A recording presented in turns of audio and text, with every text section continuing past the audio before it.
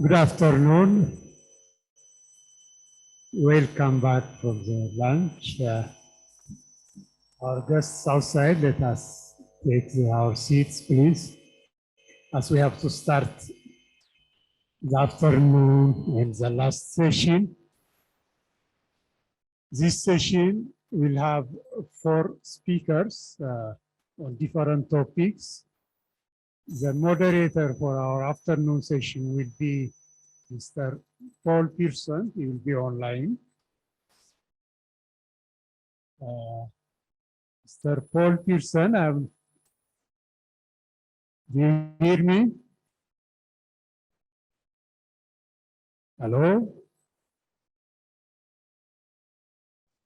Our IT, kindly check if hello, I'm here. Oh, thanks a lot, thanks a lot. The floor is yours, Mr. Paul. Okay, thank you. I can't see my picture anywhere, but first, good afternoon, everyone, and welcome to the 3rd session of the 5th World Leather Congress. My name is Paul Pearson. I'm now retired Secretary of the International Council of Tanners, and I'm speaking to you from the comfort of my leather sofa at my home in Northampton. This afternoon's session covers standards, trade policy, and regulations, which are all extremely important, especially for anyone wishing to engage in international trade. There are 4 speakers in this session, and I will introduce them individually before each of their sessions. The first speaker is Deborah Taylor, who's Managing Director of the Sustainable Leather Foundation and former manager of the Leather Working Group. Debbie is also a consultant for the United Nations Economic Commission for Europe. Debbie will talk to us about sustainability through standards with integrity. So over to you, Debbie.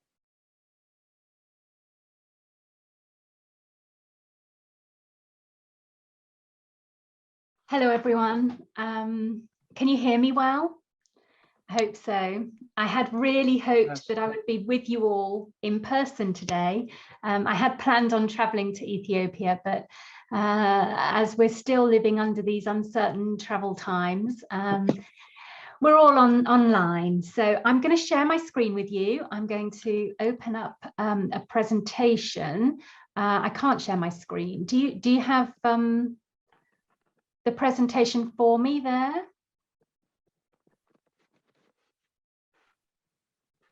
It says that we've got disabled participant screen sharing. Is it possible to enable that for me?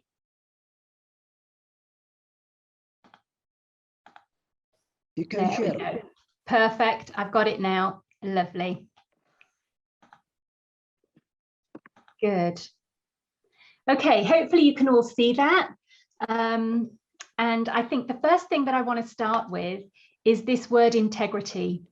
What does it mean? It's being honest and showing a consistent and uncompromising approach and adherence to strong moral and ethical principles and values. And I strongly believe right now it's more important than ever that we hold integrity at the heart of everything that we do. And it's certainly where we started from when we set up the Sustainable Leather Foundation. It only recently established in 2020, in July, and it's a foundation that was set up for the industry, for the benefit of all stakeholders in the global leather industry. It is a foundation in the true sense of the word. We had to nominate a community to serve as part of our governing principles, and the community that we serve is the global leather industry. And at the heart of that is a transparency dashboard, because to have integrity, you need to be transparent, warts and all, good and bad. So we have a transparency dashboard that integrates existing certification that is already in place and then augments that with plugging the gaps for outstanding certification that's required to demonstrate an organization's full sustainability picture. And we are looking at all three pillars of sustainability: environmental, social, and governance. And they all work hand in hand, and they are all equally important. And we also provide a consumer accessible window to that performance criteria in a number of ways. And I'll go into that in a bit more detail in a few minutes. But I think it's also important to say that it's no longer good enough just to work at tannery level. We have to look at the whole value chain within the leather industry, because we know we come under attack for all sorts of things that might be outside of our specific realm, but they are connected. And if we think of farming, that's a classic example. We don't have a direct responsibility for farming, but actually without farming, we have no leather. We have no raw material from which to produce our lovely leather. So we have to look at the bigger picture and start working more cohesively along that whole value chain. And we have a very strong governance structure to enable us to do this with integrity. So we have, you can see here, a 360-degree approach to governance. We have non-executive directors for certain aspects. We have an advisory board, and I'm going to talk about that advisory board a bit more in a moment. And we also have somebody who chairs that independently for us, so that we're getting this 360 approach to communication. And when we think about that advisory board, it's important that it is representative of the global community. So we do have representatives from all 5 continents. We have representatives from across different scopes within our industry: automotive, footwear, leather goods, saddlery, upholstery, and brands. And if you look at the disciplines there, we have an animal welfare expert, we have a deforestation expert, we have somebody who's created the very first environmental P&L that the industry uses now in some sections. We also have a lawyer on board. We have somebody who's very experienced in policy and regulation. So we've really tried to create a strong and robust governance structure that supports us in the work that we do on behalf of the industry, to support the industry. And we firmly believe in people and partnership, because that is where the strength comes from. And even more so coming out of this terrible COVID period, it's even more important that we rebuild really strong, robust partnerships along value chains for better outcomes. And if we think about improvements, if we think about sustainability, if we think about innovation, that all takes money. And a lot of people don't have that money to invest unless they've got the assurance that their partners are going to still be with them in a couple of years' time. They're not going to invest in things if they're worrying about next year whether or not they can still pay all their workforce. So we have to build those strong partnerships to give people more confidence about working together. And a lot of that partnership approach has to also take place in the pre-competitive space when we're thinking about innovation. How we can work together for better outcomes for the whole industry instead of in isolated silos. Of course, to enable that, we do need to have really good tools in place. And so we have, from grassroots training materials right through to consumer communication, because at the end of the day, all of the work that we're doing within industry is to support that better communication externally to consumers and beyond. And we bring that all together with an audit standard that can either stand alone or can fill gaps.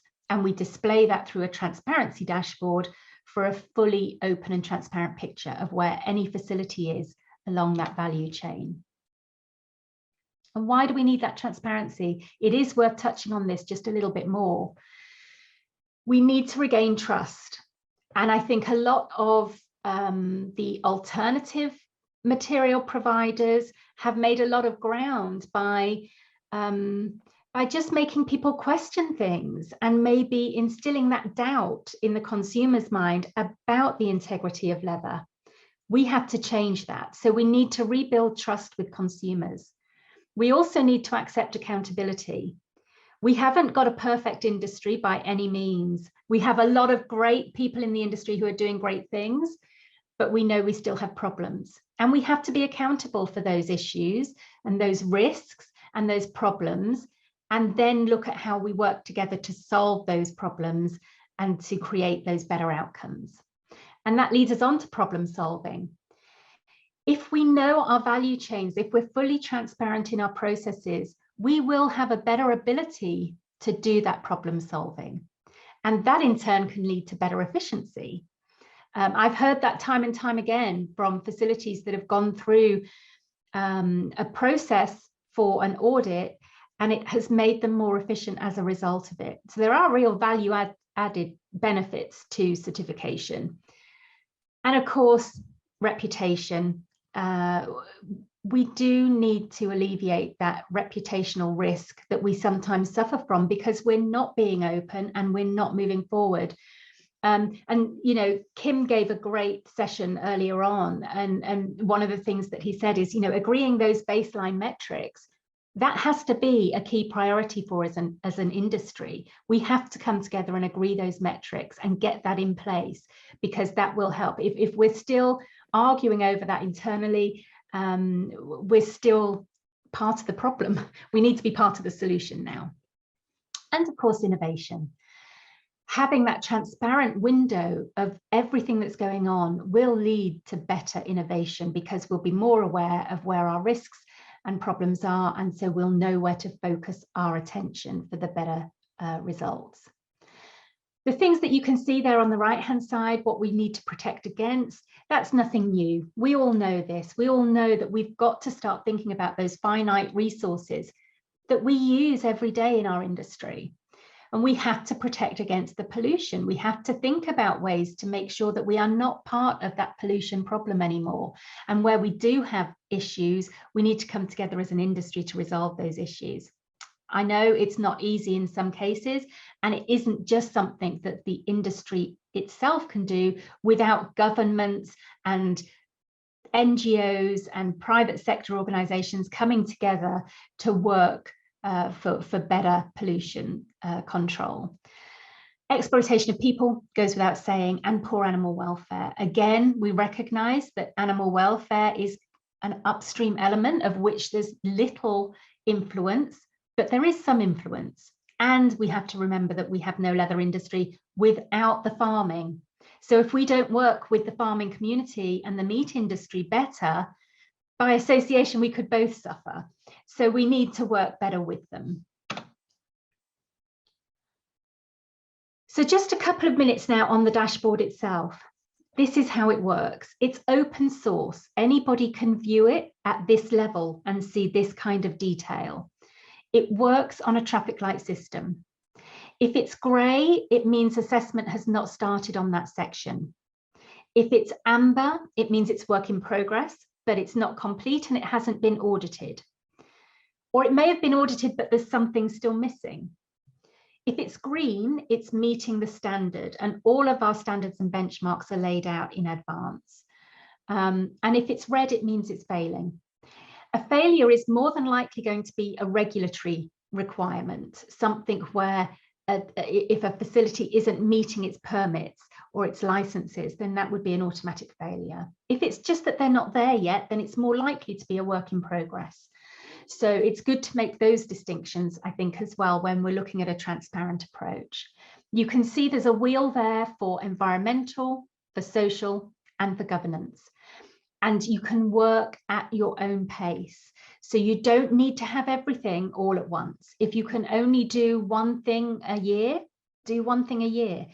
Get it marked off, move on to the next thing. But it really is making it visibly apparent where everybody is in their journey towards a more sustainable production. Now, partners of the foundation can get more information. So they can click on any one of those segments on those module wheels and get the detail behind it. So you can see on what basis the assessment has been passed. And I mentioned earlier on this equivalency. If somebody already has a certification with another organization, that's mapped over the dashboard first. And we will clearly identify who that certifier is, again, clearly transparent. But with things like energy consumption and water use, we're not hiding anything behind an aggregated score. We're clearly giving those consumption figures, because it's only when you give the actual figures that our brands and our customers can use those metrics for that information we want to disseminate publicly. So if we've got a brand and they want to be able to say, I know my value chain has reduced its energy consumption by 5% in the last year, they need the figures to back that up. We're giving them the figures here on the dashboard. It's all permission-based. So every facility that has their dashboard has given permission for this information to be up there. And as I say, this back detail is only available for partners of the foundation currently.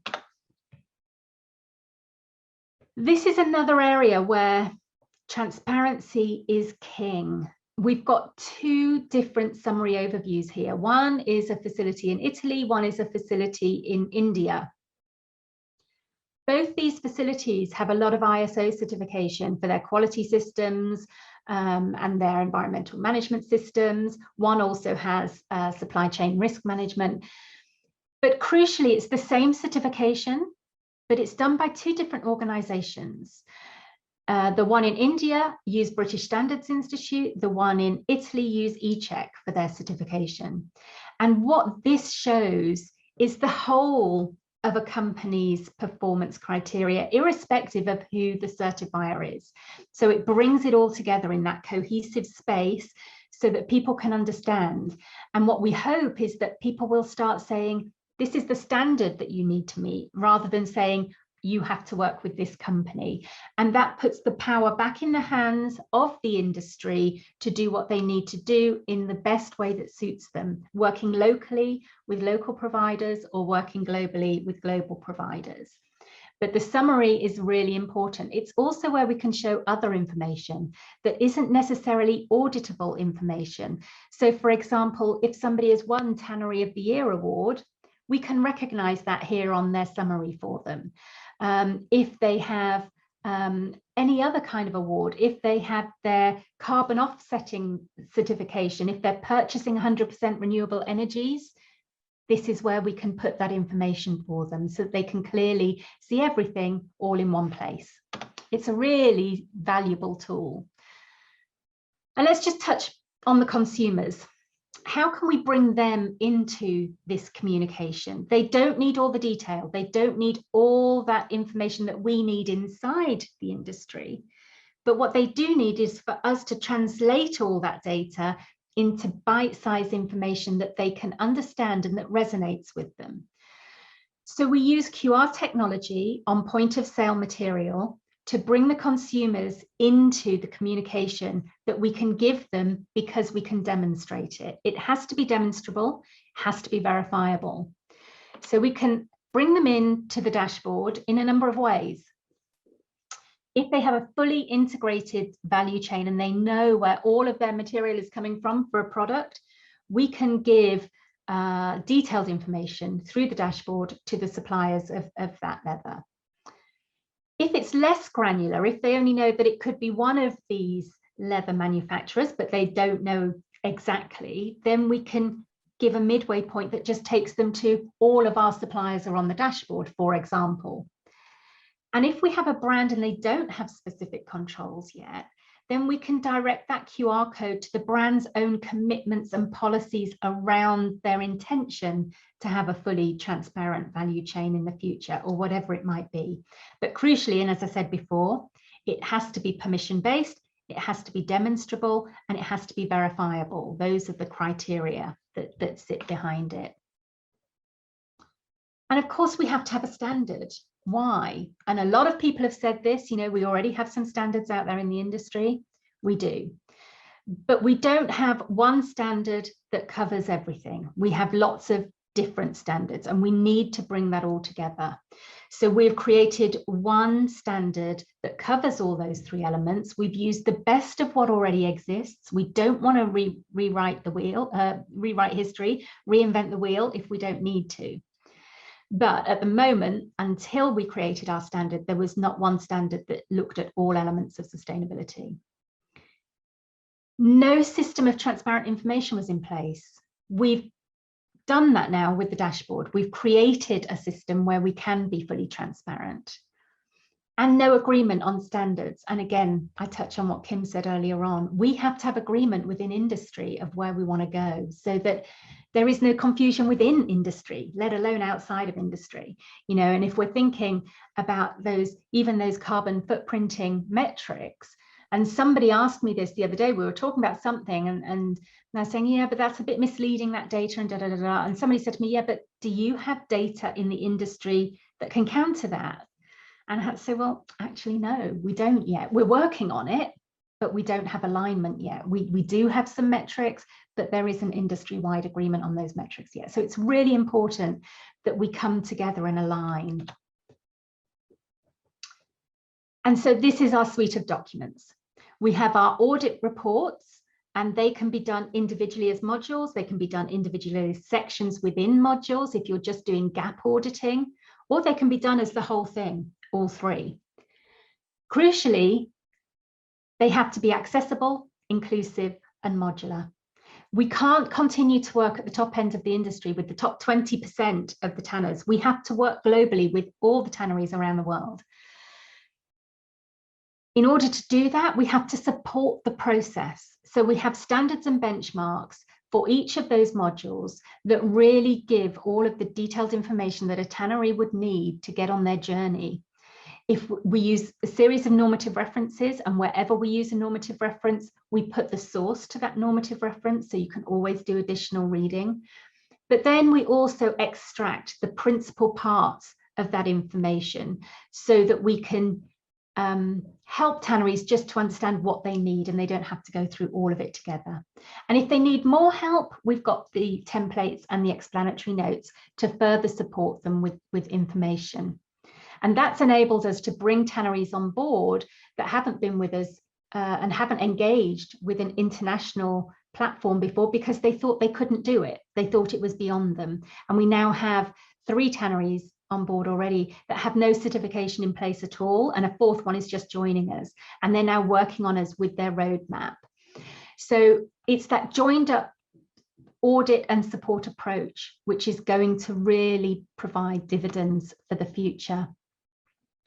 And just to finish off, a couple of bits of additional development work that we're doing. We're already working on a chemical dashboard for the chemical companies. You know, chemical companies spend tens of thousands every year on compliance and their own good practice, but there's nowhere to display all of that. So we've already started working with chemical companies now to create our chemical dashboard. The machinery companies dashboard will be next. And then we will expand out. We already have a couple of product manufacturers coming on board. They've already expressed that they will support us with the creation of a product manufacturer's dashboard. All of these dashboards will be the same in feel, but they'll contain different things because they'll have different priorities to concern themselves with. And we'll represent that on their dashboards for them. And with that, I will say thank you very much. I'm of course open for questions. We may do that at the end, Paul, I don't know, but you can always reach out to me at the Foundation for more information. And with that, I'll hand back to you, Paul. Thank you. Okay, thanks very much, Debbie, for that. And well, I plan to take questions at the end of everyone's session. So we now have 2 speakers on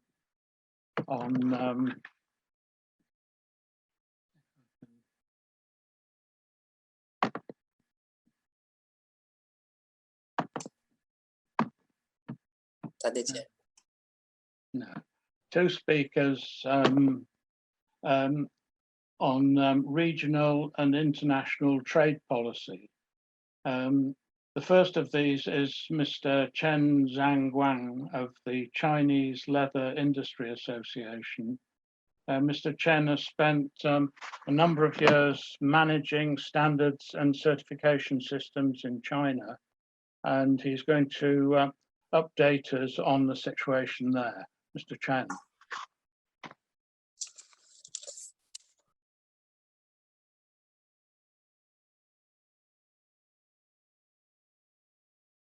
Hello, everyone. Good evening. Yeah, very nice to meet you in virtual way. Firstly, I would like to express on behalf of China Leather Industry Association my heartfelt gratitude to all of you on organizing and participating in the conference. Now, I start my presentation, and let me share my PPT. Share my PPT.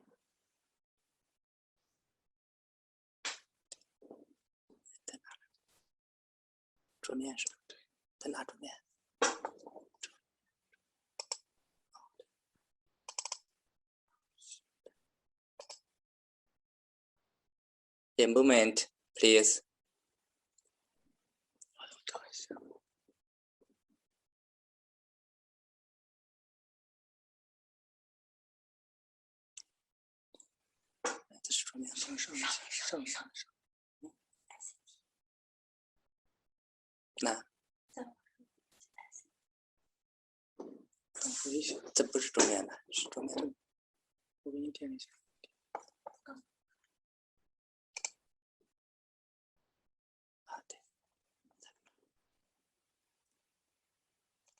We can put the recorded video. Yeah, can you All right. moment, please? Yeah, very soon.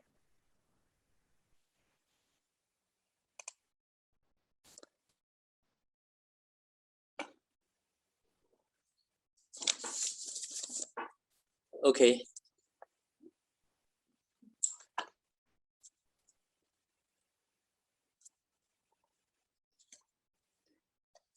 Yeah, now I start my presentation on development and prospect of China leather industry.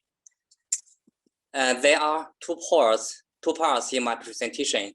First, let's see developing status of the whole China leather industry chain. Hello. In the past, hello, can you hear me? We can see the presentation. Yeah, can you hear me? We can hear you. But we can't see the presentation. Can't you see my presentation? No. The presentation is not visible. I started once again. Okay. Moment.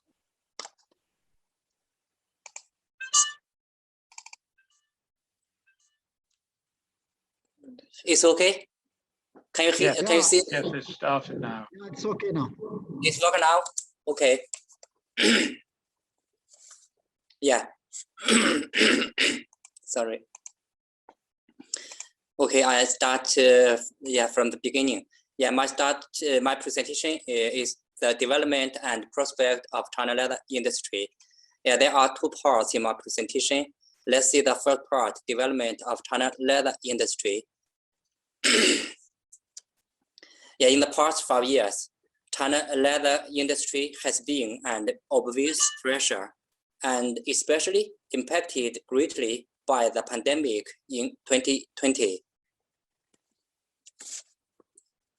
The descending situation can be seen clearly from this graphic of the sales revenue fluctuation of the whole industry chain in the past 5 years. The growth rate kept decreasing and reached an unprecedented drop by 14% year-on-year to 960 billion RMB in 2020. The export and import performed relatively stable before 2019, but came down in 2020. But came down both in 2020, particularly the export value decreased sharply by over 20% year-on-year. And for the traditional top 3 export destination of USA, EU, and ASEAN, whose market occupation summed up with about 50%, the USA resumed to the first place in 2020 from the second place in 2019. However, the proportion of export to USA dropped with 6.4 percentage points in the past 5 years. And conversely, that to ASEAN increased with 4.3 percentage points. Output of main products decreased along with a decrease of the market demand in 2020. Finished leather descended by 7.3% year-on-year to 580 million square meters, and 53.9 million pieces of leather garments down by 24.7%, and 3.5 billion pairs of leather footwear down by 15.3%. Then, let's see the performance of China leather industry in the first half year of 2021. There was an obvious increase compared to the same period of last year. The sales revenue of the whole leather industry reached 478.1 billion RMB, up by 11%. And the output of finished leather garments, and leather footwear were 299 million square meters, 21.3 million pieces, and 1.7 billion pairs, respectively, rising by 14%, 11.9%, and 6.4%, respectively. Compared with the production, the export and import performed much better. The export value of whole leather industry in the first half year was $38.6 billion, increasing by 38.3% year-on-year, which is very close to the level of 2019. The import value reached $9.8 billion, increasing by about 60%, which has been higher than that of 2019. Here, I would like to stress some detailed figures on import of raw materials for tanning industry. In the first half year of 2021, China imported 656.7 thousand tons of raw hides, up by 9.1% year-on-year, and import value amounted to $634 million, up by 29%. At the same time, China imported 300,000 tons of semi-finished leather, up by 25.5%. Import value amounted to $538.2 million, rising by 42.6%. From the two graphics, we can see that the import quantity of the hides in this first half year kept successive increase, and import of semi-finished leather also got an obvious rebounding.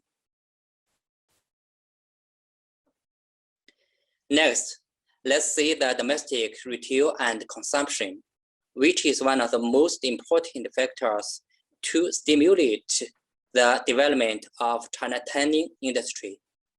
Here, I will exemplify 3 products. The first product, footwear.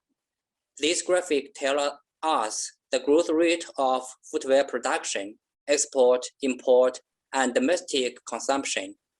From the light blue line above the consumption, we can see in 2020, the retail growth rate of footwear decreased by 6.6%, showing negative growth for the first time in the past decades. However, in the first half year of 2021, with the control of pandemic and the recovery of the domestic market, footwear consumption increased quickly at a high rate of 33.7%. And then the second product is automobile. The top graphic showed the output of automobiles got the summit in 2017. After that, decreased year by year. However, its decrease rate narrowed in 2020, although with the influence of pandemic, and the quantity of automobile produced in the first half year of 2021 rose by 24.2%. And the bottom graphic showed the corresponding change of the auto leather output in the past years, which also showed the output of auto leather narrowed its sliding rate in 2020. The third product is sofa. Different from automobile industry, the furniture industry presents prosperous for the increasing domestic demand with the increase of people's living standard, which can be seen in the top graphics.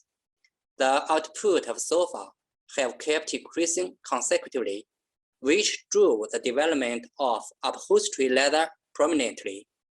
Although with the pressure of COVID-19 pandemic in 2020, the upholstery leather increased by 8.6% to 88.9 million square meters, which is the only product with positive growth last year. Let's see the second part, prospect of China tanning industry. Although, as I mentioned above, China leather industry performed well in the first half year of 2021. However, the developing environment at home and abroad is complex and changeable. For example, the soaring of energy and staple commodities price and the freight cost. The domestic market is also under the pressure of pandemic from overseas as local breakout. So, the growth rate of economic development of China leather industry slowed down with time. For this year's tanning industry, performance differed greatly for different products. Upholstery leather performed the best, automobile leather the second, shoe upper leather kept tepid, and garment leather is still in a bad status. So, how to keep the sustainability of the recovery of China tanning industry is noteworthy. Thus, we must make clear what is the future development direction. Here, I want to stress two aspects. Firstly, environmental protection is still a key aspect, which focused on several concrete points. The first point is chloride. In China, wastewater is nothing but the problem of chloride. You know, there is no effective technology for treating chloride except for evaporation with outrageously high cost. The second point is wet blue scraps. Yeah, this mainly caused by Chinese policy, which embraced wet blue scraps in the list of hazardous solid waste with rigorous management. Now, CLRA is guiding the industry to establish several projects for utilizing the wet blue scraps in the key tanning clusters. The third point is evil smell. It is very easy to be complained by the residents, which is becoming a considerable question to the society and the government. To tackle the above questions, the cleaning technologies of non-chrome tanning, non-salt or less salt pickling, wastewater desalination, liquid recycling, reuse of leather scraps, deodorization, etc., have huge potential demand in the future in China. On the other hand, innovation is playing more and more important role to drive the development of China's tanning industry. You know, the consumption demand has been changing with time, directing to much more fashionable, characteristic, green, healthy, comfortable, functional, and so on. So the innovation must be conformed to the change of the consumption demands from following respects. New technology. The cross-field technologies can be utilized to resolve the problem of environmental pollution and product innovation. New materials should be focused on more environmental friendly, high-performance, functional leather chemicals and novel composite materials based on wet blue scraps. New products need to be focused on functional and fashionable leather. New equipment should be focused on automatization, intelligence, reduction of labor, and improvement of accuracy. And at last, new fields means that leather application fields should be expanded much wider greatly. For example, leather can be used more widely in interior decoration products, such as upholstered furniture, floorboard, and so on. Here, I would also stress that the innovation will have to be approached by the whole industry chain, including the sub-industries of chemicals, machinery, tanning, finished products, and designing, and so on. In sum, China leather industry is facing many challenges, as well as many opportunities. CLRA has been striving, centering on the orientation of technology, fashion, and green, and cooperating with counterparts worldwide to promote China leather industry development with high quality and sustainability. Yeah, that's my presentation. Thank you. Okay, thank you, Mr. Chen. As I mentioned earlier, we'll take questions on all the presentations at the end of the session. Our third speaker this afternoon is Mr. Gustavo Gonzalez Quijano, who's Secretary General of COTANS, the European Tanners Association. Gustavo spent many years dealing with legislation, standards, and international trade issues that affect the European and the international leather industry. So, Gustavo, can I invite you to start?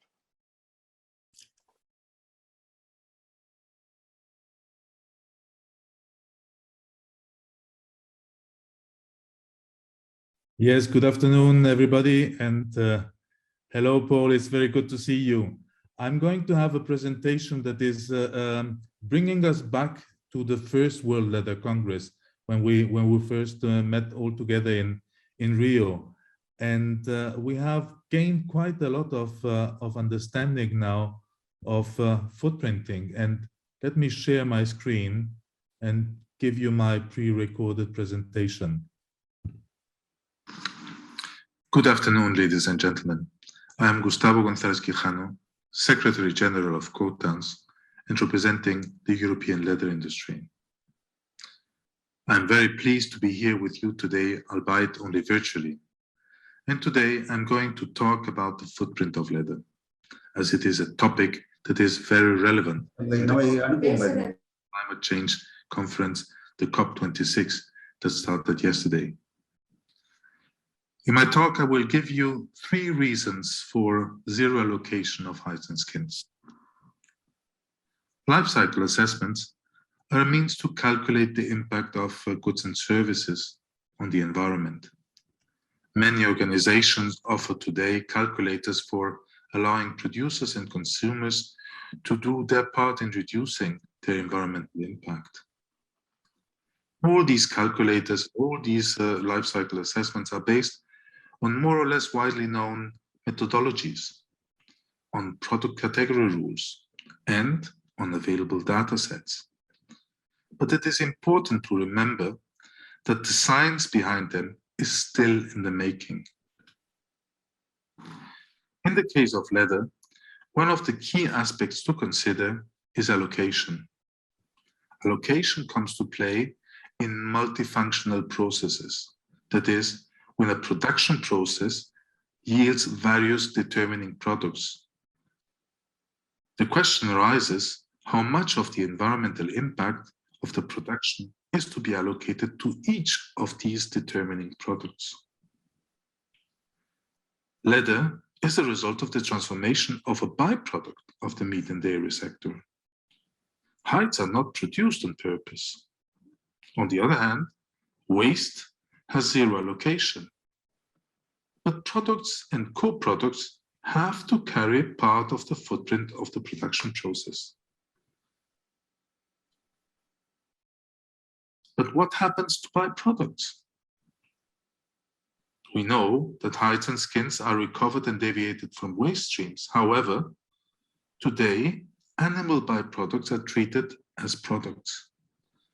That is, as if they were produced on purpose, like meat or milk or wool, which are the determining products of the meat and dairy sector.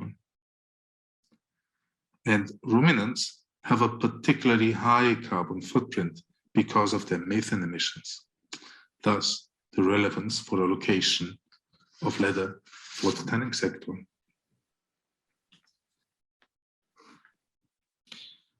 The EU PEF initiative, the Product Environmental Footprint Initiative, that started in 2013 and was developed by the European Commission, adopted default allocation rules for livestock. Here you see the stepwise approach of allocation for cattle, sheep, and goats. In the absence of primary data, these are the percentages that have to be applied strictly.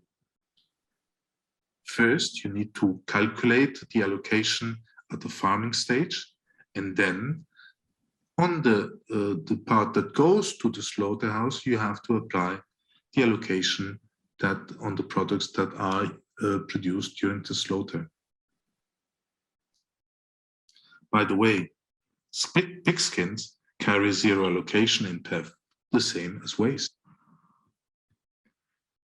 With such default allocation rules for cattle, only the hides of India's sacred cow would be allocated 0% of the animal's impact. Let me give you a few examples of default allocation rules for being applied on hides and skins. The Higg Index, which is an instrument that is used by a large number of fashion brands, applies 3.5% of the environmental impact of any cattle.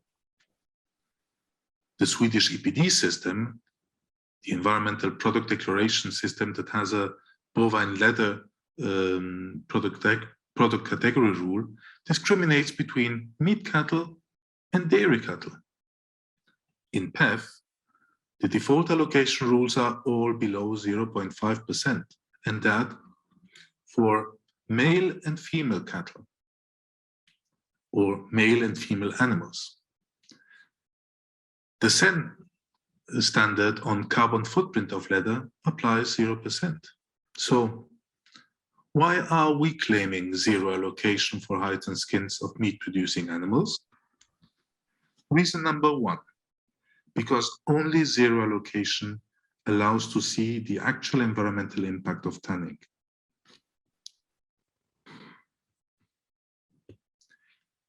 Since we had to apply the EU default allocation rules in the development of the PEFCR for leather, PEFCR stands for Product Environmental Footprint Category Rules, we arrived at results that were dominated by the impact of livestock, and that in all representative products. By the way, in the small table on the right side, you can see how we modeled the various representative products.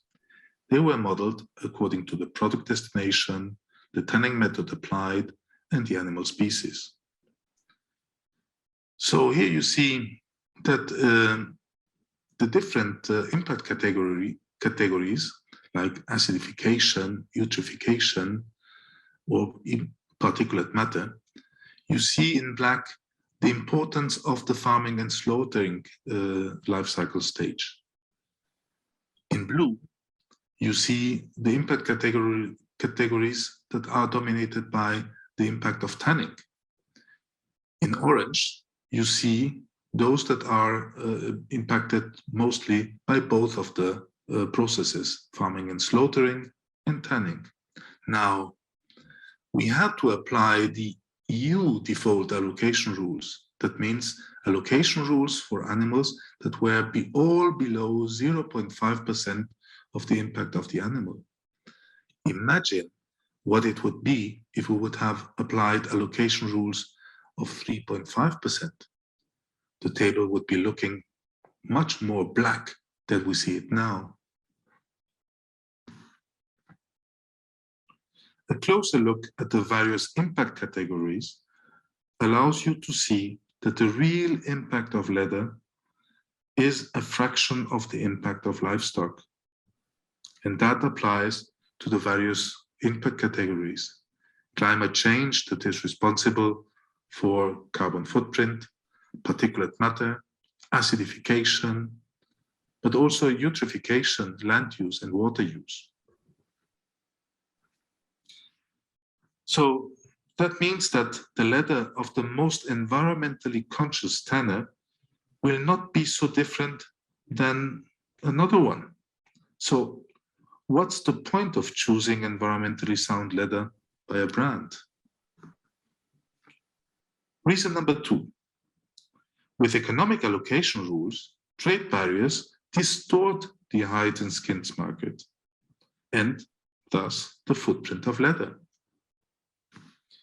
Economic allocation for hides and skins is nonsense. It is nonsense because we all know that the prices of hides and skins vary from one year to the other. Will then the environmental footprint of leather vary from one year to the other as well? That makes no sense. But it makes no sense also for another reason.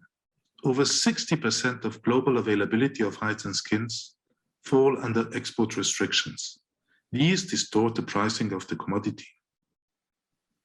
With economic allocation based on hide and skin prices, the countries capable of depressing most the prices for hides and skins would also appear as the most environmentally friendly. This is yet another nonsense. Reason number 3. With a footprint that is so high as to deter customers to use leather, hides and skins risk to return to their original waste status. In this slide, you can see how bad leather rates compared to other fashion materials within Hague. Cow leather has the worst of all environmental impacts. That is due to allocation. In comparison, a leather substitute, such as polyurethane, has less than half of the footprint of leather. How long will leather resist before it is deselected by brands? We see that this is already happening in the car and the fashion sectors. Now, what would happen if leather is deselected by brands? The global leather industry transforms some 8 million tons of hides and skins currently. If our customers don't buy leather anymore because the footprint of leather is so high, the hides and skins would have to be eliminated, producing, by the way, some 5 million tons of greenhouse gases. 5 million tons of greenhouse gases correspond to the annual emissions of about 1 million average cars. Isn't that crazy? That hides and skins don't drive livestock production and slaughter has been evidenced by our US colleagues in the study of Brester and Swanser. So it is clear that the byproduct such as hides and skins is closer to the nature of waste than to the nature of a product in terms of life cycle assessment. That is why we advocate for zero allocation. It is better to apply zero now before it is too late and the market makes that it becomes a real waste, and then zero allocation would have to be applied anyway. In conclusion, zero allocation benefits all. Only zero allocation allows to display the real environmental impact of leather, and that allows to distinguish between tanners, as well as to drive improvements, environmental improvements in the sector. Anything else than zero allocation for hides and skins of slaughter animals makes leather non-competitive against substitute materials. We have seen it. A deterring footprint of leather only benefits synthetics. And these are an example of non-renewability and ocean pollution. Now, if leather's footprint is unattractive, it will be increasingly deselected by customers. Hides and skins will degrade from the status of byproduct that can be sold at a price to the status of waste that needs to be disposed of at a cost. So, zero allocation for non-edible animal byproducts, essentially hides and skins, change little in the environmental footprint of meat, which is very high, but makes all the difference for leather. Thank you very much for your attention. Okay, thank you, Gustavo. That's a very powerful statement on behalf of the industry. Thanks again. And we'll take questions, as I said, at the end of the entire session. So thank you.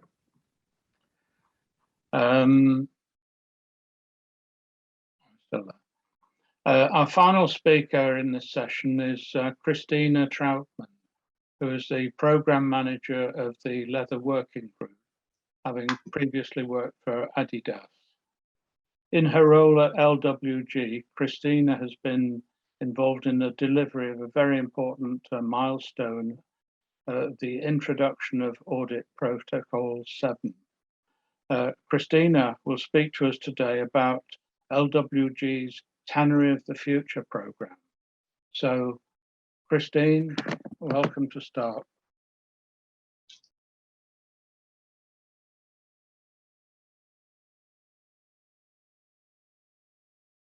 Great, thank you very much for that introduction. So I'll just share my screen.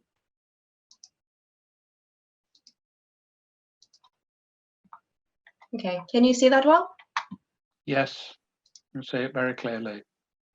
Okay, great, thank you. So good afternoon, everyone. Thank you very much for this opportunity to present at the 5th World Leather Congress. It is really an honor. I am Christina Troutman, the Program Manager of the Leather Working Group. Some of you may already be familiar with the LWG, but I'm pleased to present the LWG Tannery of the Future program to you today. To start with, I would like to give you a brief introduction and also provide some context for the Tannery of the Future program. The LWG has grown significantly since we were founded in 2005 into an independent, not-for-profit organization, providing a definitive voice in the leather industry. Our main focus has always been on conducting environmental audits of leather manufacturers, but now this has changed. The scope of the audit has evolved into a more holistic assessment, now also covering elements of ESG compliance. There are over 1,100 certified facilities in 55 countries around the world, and these represent an estimated 30% of global finished leather production. We are committed to continue to be the solution to responsible leather sourcing for all major international brands and retailers. As a membership-led organization, the structure and governance of the LWG is a significant strength. It drives alignment and collaboration with the different representatives within the leather supply chain, and importantly, also ensures that the LWG remains a credible and relevant organization. The Executive Committee is our elected governing body and is responsible for driving the overall strategy and direction of the group. We also have a number of subgroups and partnerships, and to mention just a few of these today. Firstly, the technical subgroup is responsible for the development of the Lwg audit standards and also governs all decisions related to auditing. Secondly, the Tannery of the Future subgroup is responsible for governing the Tannery of the Future program and is dedicated to drive capacity building across the leather industry. The Animal Welfare Group and the Traceability Working Group were both created as collaborative platforms for engagement and education. Some outputs of these groups include suggested sourcing policies and a framework for managing due diligence in the leather supply chain. In addition to our membership, the Lwg has always worked in collaboration with various organizations on a wide range of topics. There is a lot of value in these partnerships where they add value and expertise to our respective joint missions, reduce duplication of efforts, and also provide alignment, which ultimately helps to drive more impactful change. The National Wildlife Federation and the World Wildlife Fund are long-standing partners of ours that we work with on the topic of traceability, and more specifically on deforestation due diligence within the leather supply chain. These are important partnerships as we work towards our goal of a 100% deforestation and conversion-free leather supply chain. Solidaridad are our partner on the Tannery of the Future program that I will talk more about today. In 2020, or in the 2020 membership year, the Lwg membership reached 1,000 members, which was a significant milestone at the time. This growth in the membership has continued into this year, taking us to over 1,400 members across the leather supply chain. The membership is made up of 78% certified members who gain their membership by being audited by one of the independent Lwg approved auditors, with the balance of the membership representing mainly brands and retailers as well as suppliers to the leather industry. We now have over 200 brand and retailers members from around the world, many who are actively engaged in the leather working group. These are a few examples of the brands and retailers that we work with. As a membership-led organization, the Lwg provides an important bridge between brands and leather manufacturers. We listen closely to our members to understand their needs and translate that into a roadmap to drive positive change in the industry that is both realistic and achievable. This is primarily achieved through the development and evolution of the Lwg audit. Many companies decide to join the Lwg for benefits that it offers them. Some of these include the ability to communicate about their commitments to leather sourcing, specifically responsible leather sourcing, to gain access to granular audit data, and make specific claims on qualifying products, which would be consumer-facing. Secondly, to gain access to the Lwg community and resources to understand the leather value chain more deeply, manage risks, and also make informed sourcing decisions. And finally, to have a voice in the industry and help form the future direction of the group. The Lwg is committed to drive and promote responsible leather sourcing, especially with the rise of the use of synthetic alternatives used as a replacement for leather. It is even more important to promote the positive aspects of responsibly manufactured leather as a natural and renewable material.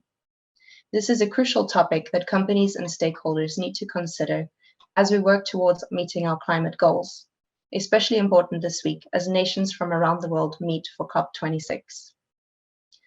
Our philosophy is to drive continuous improvement in the industry, including all actors, no matter where they are in their journey. For those who are not yet certified, we run the Tannery of the Future program as a stepping stone towards certification, while those who are certified need to constantly maintain their high standards and also make further improvements according to our evolving requirements.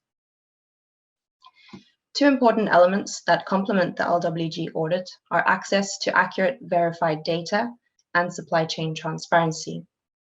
We are currently developing the Lwg Supplier Scorecard that will provide a direct link to easily share granular Lwg audit metrics between brands and their leather suppliers. This will be enabled through the member area of the Lwg website. This direct transfer of information will enable companies to accurately measure their footprint and work towards meeting their science-based targets. Developing traceability and building a fully transparent supply chain is a key priority area for us as well. This transparency is critically important for companies to carry out due diligence in their supply chains and manage risks identified through the Lwg Global Due Diligence Framework.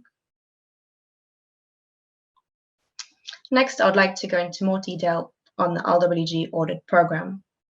The Lwg scope has gone through a significant evolution recently, evolving from an environmental audit to be a holistic ESG-focused audit, and now covers all elements of responsible leather manufacturing, including environmental management, material traceability, chemical management, governance, and also social responsibility now for the first time.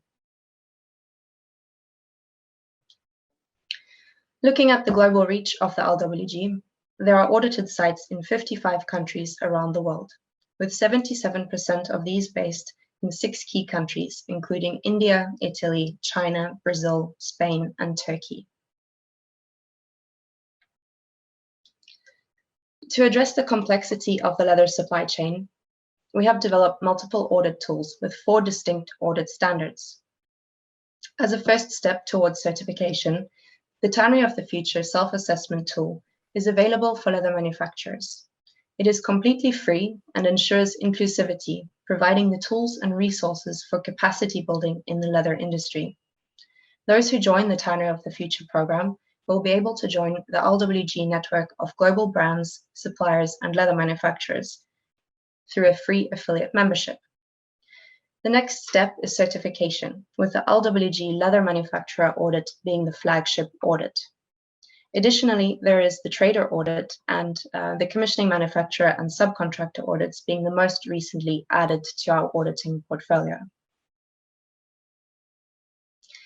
I would now like to go into some more details on the Lwg Tannery of the Future program, which is my focus of the presentation today, of course. The Tannery of the Future is governed by a group of dedicated volunteers, including brands, chemical suppliers, and leather manufacturers, as well as our Tannery of the Future partner, Solidaridad. It is built as an educational self-assessment questionnaire to help leather manufacturers work towards improvement and is available in different languages. Leather manufacturers can use the tool to assess their own performance, identify where they can improve, and also see how ready they are to undergo an Lwg audit. They can also use it to assess the performance of their direct leather suppliers.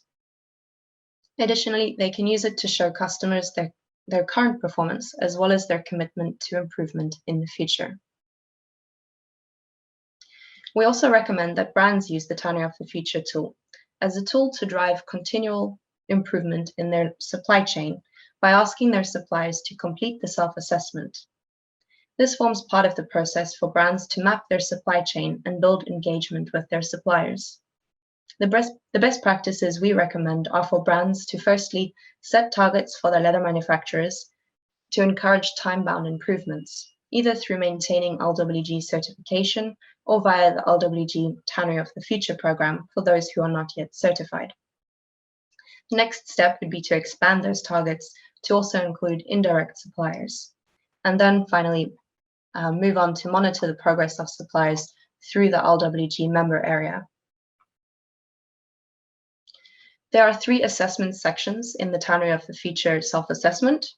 The first is a critical evaluation that is used to assess if a leather manufacturer is operating in a safe and responsible manner.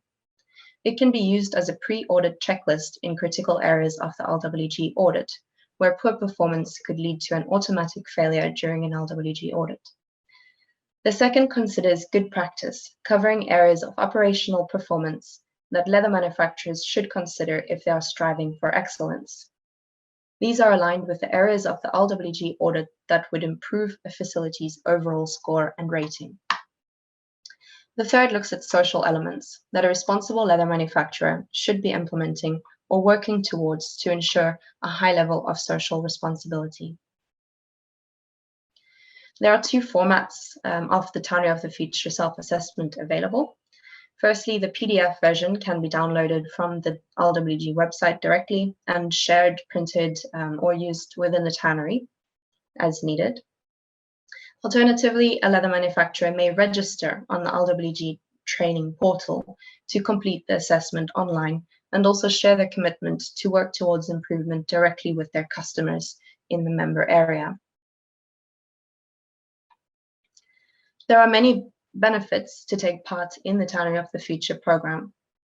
All leather manufacturers who take part will get a 2-year free membership to the Lwg as an affiliate member. This will provide access to all member resources and also allow them to join Lwg events and be a part of the global Lwg network. They will be able to demonstrate their commitment to improvement to their customers, and their customers will be able to view their status through the member area of the Lwg website. They will also gain access to educational resources to learn about responsible leather production, as well as best practices for environmental and social performance. Finally, they will also be provided resources to prepare to have an Lwg audit in the future. So registering on the Lwg training portal is very simple. You will need to navigate to the portal website that is shown on this slide and register by filling out the required fields. Once your request is submitted, the Lwg management team will review it and approve your registration. You will then receive a confirmation email and be able to log in to the portal and start your self-assessment. So here are just a few screenshots of the portal to show you an example of what it looks like. So this first one here shows you the landing page, so where you can register on the bottom right there, and then also how to log in once you are registered. The second screenshot here shows the online Tannery of the Future self-assessment itself. So you can complete each of the sections separately, and you are also able to pause your work and continue at a later stage if needed. And you can also track your progress in the progress bar at the top. There are also many resources that are available in this resource area on the right-hand side. Once complete, you will receive a report of your results, including an evaluation of your performance. So with that, I have come to the end of my brief presentation on the Tannery of the Future. So once again, thank you very much for this opportunity, and I look forward to any questions if you have any. Okay, thank you, Christina, for that very comprehensive review.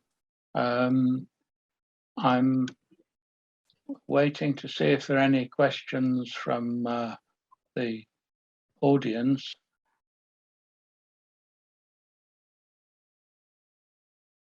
Can I start with a question of my own?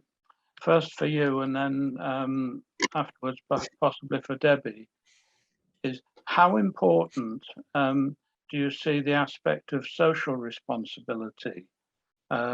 Since historically a lot of these certification schemes have concentrated on environment, and how is it best to assess the aspect of social responsibility in your view? Is that directed at me? Yeah, to start Okay. with.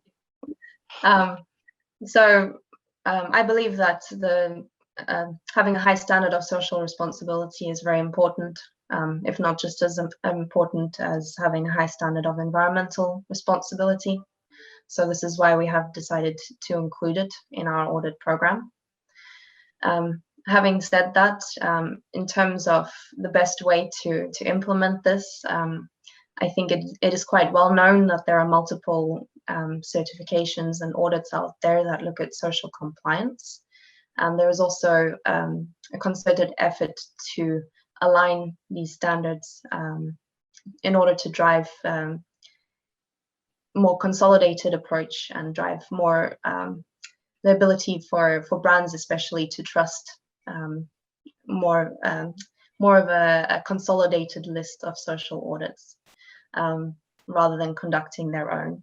So what we're trying to do through our implementation of this is to, rather than conduct our own social audits, is to recognize third-party audits that are already well established and that meet a certain benchmark that is set out by the Consumer Goods Forum.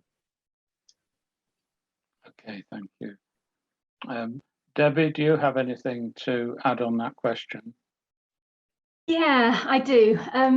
For me, social's been a priority since I was at LWG. And one of my biggest concerns is that sometimes when we push so far in one direction, we don't consider the social implications of that for local economies in less developed or industrialized countries. And I think that we have a much bigger responsibility as an industry than just to think in terms of auditing. I'm going to use a direct example here, and I'm going to use the example of Savar. We know we have a huge problem with the underperforming CETP at Savar. That means that many, many tanneries cannot become audited. That becomes a barrier. That becomes a real barrier. But crucially, if these tanneries are no longer able to produce and sell their material to international customers, then those social livelihoods become endangered, you know. And we talk a lot about animal welfare, but I think we have to talk about human welfare. And I think we have to talk about the impacts and the unintended negative consequences of forcing down a certain path without thinking about the long-term security and stability of those local livelihoods. So yes, we need to demonstrate good practice. We definitely need to support the improvement. And I think that it, again, for me and for the Sustainable Leather Foundation, we have to provide the support. You can't just go in and be a judge and jury and not give the mechanism by which to help these smaller communities in the work that they're doing. And that applies globally, but social is a key priority that is just as important as environmental, but it has much wider implications. Okay, thank you. There's one question come up from a member of the audience. I think it's for you two again. What are the main differences between LWG and SLF? Questions to Deborah and Christina. Who wants to start on that? Deborah? I'll start, yeah. The main differences are that the Sustainable Leather Foundation is completely inclusive. So it recognizes any good practice, whoever has provided that certification. And it also fully addresses all three areas of environmental, social, and governance responsibility. So it's more inclusive, it's more accessible, and actually it was born from all of the learnings that I'd had from 5 years of working and managing the LWG, talking with brands, talking with suppliers, talking with leather manufacturers about the real problems and what we really needed to do. And we took that blank piece of paper and said, okay, if we needed to find a solution for the industry, what would it look like? And that's SLF. So the fact that we do include all the other certification companies, as long as they're meeting the standard, we don't duplicate effort. We don't say, well, you can't be a member unless you had an audit with us. We've made it a really inclusive platform. So I think that's the key differences. Over and above that, I think the primary goal of both is to improve and support the industry. So I think there we are both very aligned, but outside of that, the way we go about it is slightly different. I don't know if Christina's got any more to add to that. And Christina, any additional comments? Yeah, sure, thank you. So yeah, just to add on to what Deborah said, I think we are very much aligned in terms of what we're doing. We are also covering fully all ESG considerations in our certification. We are also inclusive in that we have the Tannery of the Future program that is allowing those tanneries that are not necessarily ready for certification to also join the LWG as a free member, as I've just presented. And we also have plenty of resources to help them on their way to improve their processes. We also have a number of partners that we work with, especially NGOs like WWF and NWF, in order to work towards alignment and also reduce duplication of efforts in the industry. So certainly there's a lot of crossover on that, but I think what we do have that is definitely a strength of ours, is that we have a very large membership with many brands and retailers and chemical suppliers that support the work that we do, and that are also very much dedicated to helping us run our working groups and our subgroups, and also help to form our the evolution of the work and the future direction of where we're going. So they are heavily invested in the program, and they have been for the last at least 15, 16 years. It has really built into a certification program that is trusted by brands and retailers for all of their leather sourcing needs. And they trust it really because they have a say in what is considered in the audit. So that they know that they can rely on the Lwg certification for sourcing leather responsibly. Okay, thank you. We have another question. I think it's aimed at Gustavo this time, mainly, but if anybody else wants to pitch in when he's finished. Question is, leather as a material has been appreciated for luxury and durability. To what extent is the reality of the carbon footprint, the concerns thereof, going to change customer perception and diminish leather as the best material? Gustavo? Yes, thank you very much for that question, Preston. I think that first, leather is still being appreciated for luxury and durability. So it's not, this has not changed at all. So, and I think that there is a good reason for that, because it is a beautiful material and one of the most durable ones for fashion articles. But it's true that the perception of leather, of the footprint of leather as it is understood now, as it is vehicled by the social media, is actually deterring some of the brands to use leather, and that is likely to increase. Now, as I said in my presentation, the metrics for footprinting are not carved in stone, so they are evolving, and in particular the concept of how byproducts have to be measured is still a working process. And that is where we have, as an industry, the opportunity to make that the metrics are right, and that the impression that leather gives in the market is not biased by unsound science or by metrics that are not looking at the right way to measure the nature of animal byproducts, for instance. Okay, thanks. Anybody else want to comment on that?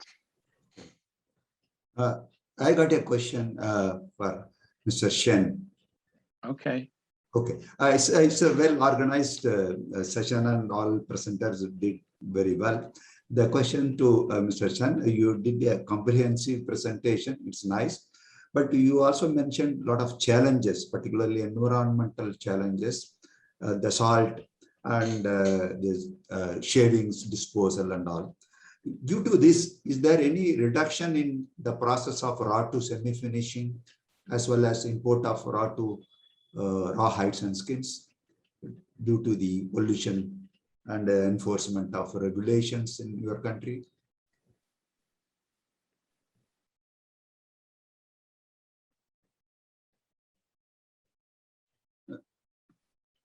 You are muted, Mr. Chen. You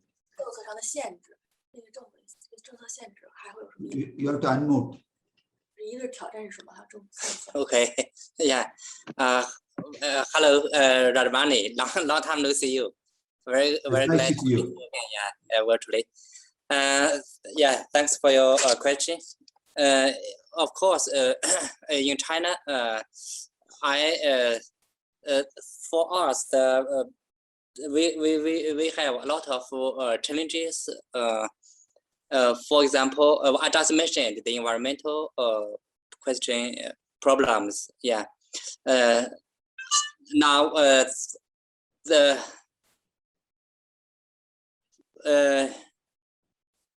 the biggest challenge is the wet blue scraps. You know, for every tanneries, the wet blue, a large quantity of wet blue scraps will be produced every year. However, in China, the policy is very strict. They put the policy put the wet blue scraps into as the hazardous waste. Yeah, you know, if it is included the hazardous waste,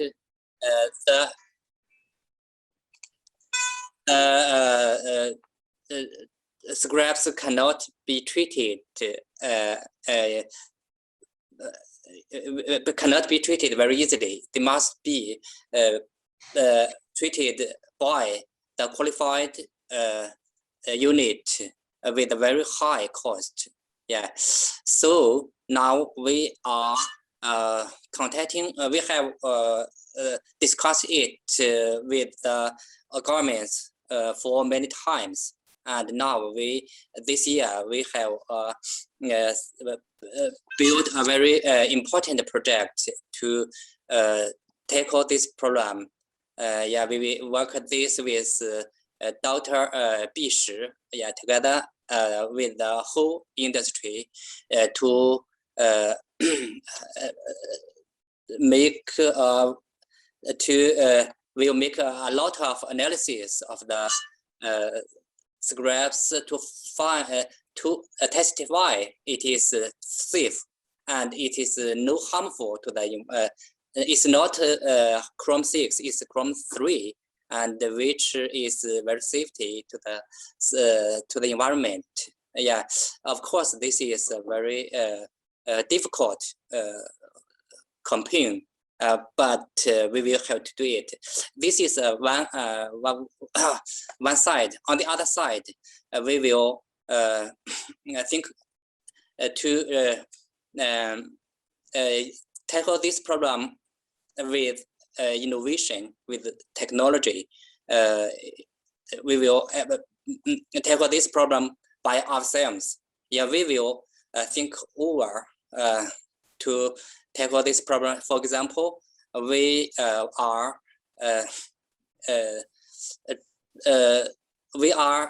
doing a very important work is to build several projects to utilize the scraps to produce, for example, collagen and for the green powder, yeah, to reuse it in the industry. Now, yeah, this is the biggest problem for us, for China tanning industry. Thank you for your clarification, and it's a challenge not only for China, it's also a problem in India. The chrome shavings and all, it's not able to scientifically safely disposed. It's a big challenge. I think we have to address. I think so. Thank you for your clarification, and your presentation was very good. Thanks. Thank you. Okay, thank you. Can I ask Mr. Chen another question? What is the main driver of the Chinese leather production at the moment? Is it legislation from the government?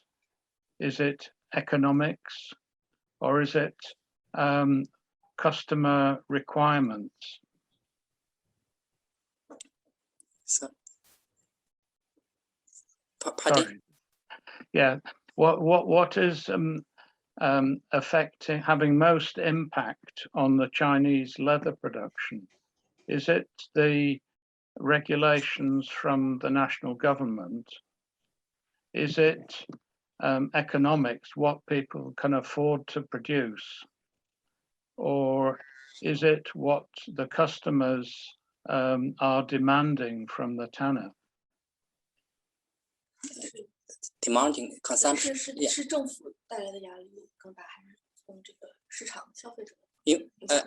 Yes, it's a good question. In fact, in my opinion, I think the pressure from the policy is much bigger than the consumer. Yeah, you know, if for the consumer consumption, CIA has united the whole society, whole the industry to promote the genuine leather for many for decades, for 2 or 3 decades. Yeah, you know, we from 1994 we have registered from the government the leather genuine leather mark is a certification for the finished products who use leather, genuine leather, and we have a specified regulations and rules for the mark. And now there are more than 400 finished products, including footwear, leather garments, and leather bags and cases. Factories have umbrella and the umbrella of the genuine leather mark, and the genuine leather mark is embodied by a mark for the consumers. They can recognize the genuine leather products very easily when they buy the products, and this has played a very important role for Chinese society to recognize genuine leather mark. And from 2003, we developed the genuine leather mark on tanning industry, the eco leather mark. Yeah, eco leather mark from 2003, we began this work, and now the main tanneries has been get the certification of eco leather mark. In fact, we do this work from the upstream and to the downstream. We come them together. The downstream brands use the upstream tanneries, yeah, who produce the eco leather. I think so. The consumer, we have built a very good environment to let the society, let the consumer to recognize the genuine leather and the genuine leather products. So I think the consumer, the pressure from the policy is much better. You know, policy is very, very important to keep the industry good or bad. If the policy didn't guarantee or didn't support the industry, I think it's very, very difficult for the development of the industry. So we pay much more attention to the work on the policy explanation to let the government know well about the tanning industry, thus to guarantee the sustainability of the China tanning industry. Okay, thank you. I've got a few questions waiting, but just one last question. I'm afraid it's for you again, Mr. Chen. It relates to saying how much is China doing to support leather as a natural material, given the high proliferation of leather imitations in the Chinese industry? Yeah, this is a old question, old problem. Yeah, we have explained this for many times. You know, in fact, in Chinese, I think in Chinese, this is not a big problem. You know, in Chinese, the leather is absolutely different from the synthetic leather in Chinese. But you know, in English, leather is a very special expert. It's a special expert word. It's a very special word for genuine leather. So now we maybe what we are doing the more is to do this work in some international event. For example, the leather fair. Yeah, every day all China's leather fair, leather exhibition, ECLE. Yeah, because this is a very international event, and the English of the word leather will be used by the synthetic leather. So it's not right. We absolutely support this idea.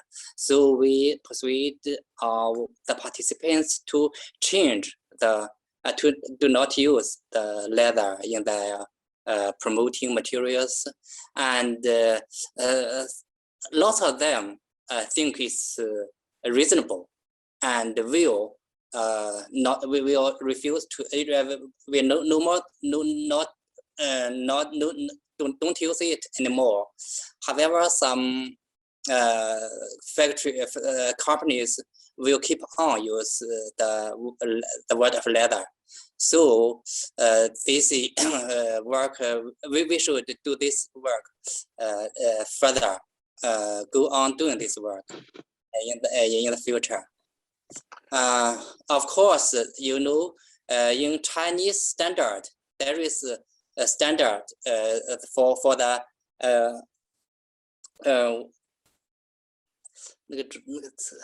there is a standard for the how to say, I forgot, for the name of the products, the national standard. There is a national. We have the standard for in 1990s. We have the standard. Yeah, in the standard we have a very strict define of the leather. Leather is can only for the high for the products produced by animal hide or skin, the leather. In fact, we have the it's just like in China. It's a national standard. It's a very strict standard for the for the industry. So this standard can is enough to protect the leather, the genuine leather, but it's not law. You know, if the factories use the leather in their not right, not maybe it's difficult for the authorities to fine them or to do some other work. It's maybe it is as an association we will do much work to promote leather or to educate them how to use leather or not. Yeah, of course we have much more work to do. In this respect, we will get support from the counterparts worldwide. Maybe we will do this work together. Okay. Okay. Well, thank you for that. I know it's a problem that quite a few other countries have as well. So anyway, I'd like to thank all four of our afternoon speakers for all four of our afternoon speakers for their presentations and for answering the questions. So if I can hand back to the host, thank you.